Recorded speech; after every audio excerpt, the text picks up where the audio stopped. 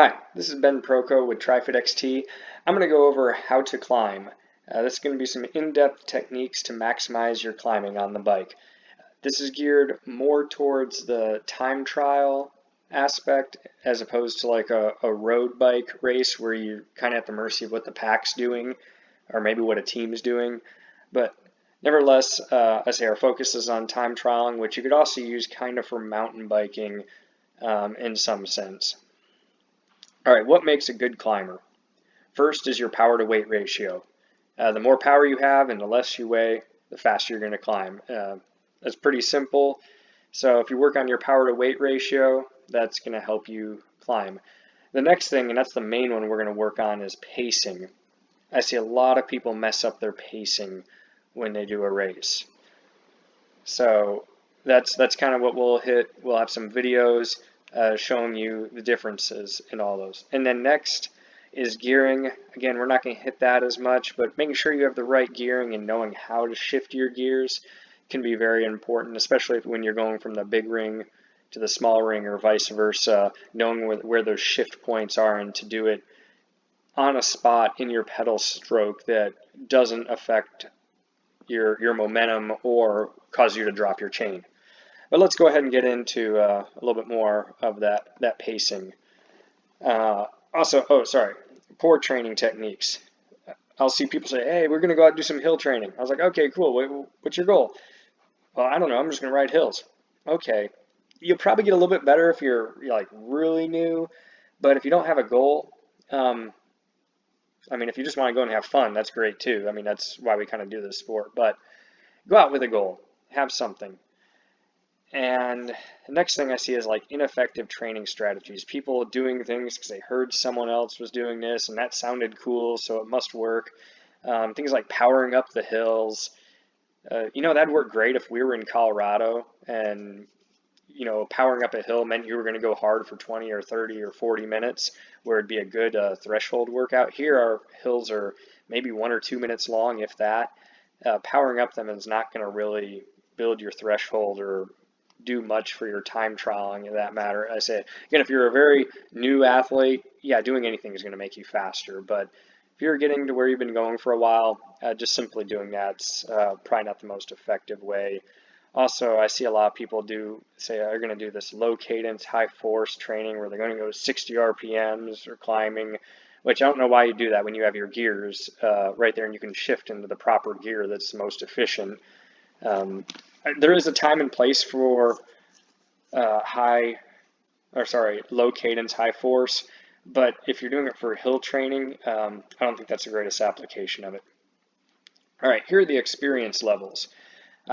I classified them as rookie, experienced, and advanced. Rookie is someone who's a new athlete, new to hill climbing, and often just does a poor job of pacing hills, usually going too hard at the beginning, and then dying out as they get to the top.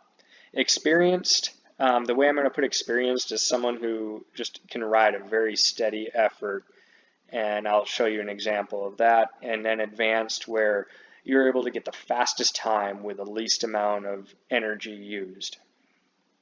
And you'll increase power appropriately on the climbs, but while also decreasing it on the descents. All right, here's the rookie climbing. I utilize Zwift Hill here on the hilly course, and let's see. So this athlete went ahead and I'm aiming for 190, and they're already up at 260, 270. And they might be someone who uses heart rate saying, hey, I'm going to cap myself at 130. Well, you see, I haven't got to 130 yet, and they're still at 300 for it because it jumped up to 11% grade. They're really pushing hard, but they don't feel it yet because they're only 30 seconds in with a climb. And then they're starting to feel it. They're seeing their heart rate creep up closer to 130, so they're like, hey, probably back down a little bit. You can see it in a graph down here. Anything in yellow is kind of zone 4, red is zone 5. So 40 seconds in, now I'm starting to feel it. Got up to 131, okay, got to back down. You're getting a little bit tired, and now Now you're kind of in recovery mode, but you're climbing a hill, which is really not an ideal scenario to get the most out of your time. So this is the issue with the rookie rider, and I see this all the time, especially here, like even on the overpasses at Ironman Texas, people are going super hard at the base of the hill and then die out just like this a little bit later into it. So here's that rookie cresting. They kind of got a second wind here, almost 4 minutes into it, and they get to the top, like, oh yay, made it to the top. All right, we're going down 1% grade, and they back down. 2%. All right, it's easy now. Now they're down to 120 watts. Now they're not capitalizing on that time where if they just put a little bit of more power into it, they would accelerate and be going 30 miles an hour right now. But instead, they're sitting at 25. I say they missed a great opportunity to gain some speed and go down this hill. All right, here's another hill. A lot of the same thing happens here. They start going up the hill, start powering up. Again, their goal normalized power is 190, which it'll end up being at 190, but they make it up way too much on the downhills and blowing up. And again, their heart rate's way under 130, but it's creeping up there, and they're going at 300, they're hitting zone. They're like, this is a short hill, I can be over this in like 30 seconds. But the thing is, it's a long race. And again, you're not feeling it just yet, especially if this is early on in the race. You're early on in a half Ironman, first 20 miles. You're doing this all the time. And then they make that same mistake as they crest the hill, where now they're going down, but their power has dropped down a ton. And they're barely able to, they're just rejoicing as they got over the top here. Yay, made it again, and now I'm going down 5% grade. But if they just would have put that power there for another 10 seconds, they would have been up to 30 way before now and carrying more speed into the next hill. There's just some small rollers in here. So now the experienced rider, you'll be able to see with this person, their goal was to stay at 190 watts the whole time. So that I did my best to keep it there the entire duration of this 5.5 mile loop. You notice I'm using a time trial bike on Zwift. That bike doesn't have any drafting, so people passing by or me passing them doesn't affect my speed at all like it would if I had a road bike on here. And again, I'm still keeping it 190. It's kind of hard watching that guy pass me just a second ago. I was like, man, I could stay with him, but I just wanted to stay true to that 190. And this is what really experienced athletes will do. They're usually using a power meter and dialing this in and making sure they're not going too hard or too easy. I don't have as many videos of the experienced just because it's honestly kind of boring. It's just going 190, whether you're going uphill, downhill, upside down, inside out. It's the same thing over and over. So here's the experienced athlete coming into the finish. You can see the graph at the bottom. I held it pretty much at 190 the whole time, and they're going to come in quite a bit ahead of the other athlete. So we'll be able to review that at the end. But I went ahead and this one actually rolled into the experienced or advanced athlete. So advanced athlete. There again, they actually went a little bit easier than 190 at the very beginning.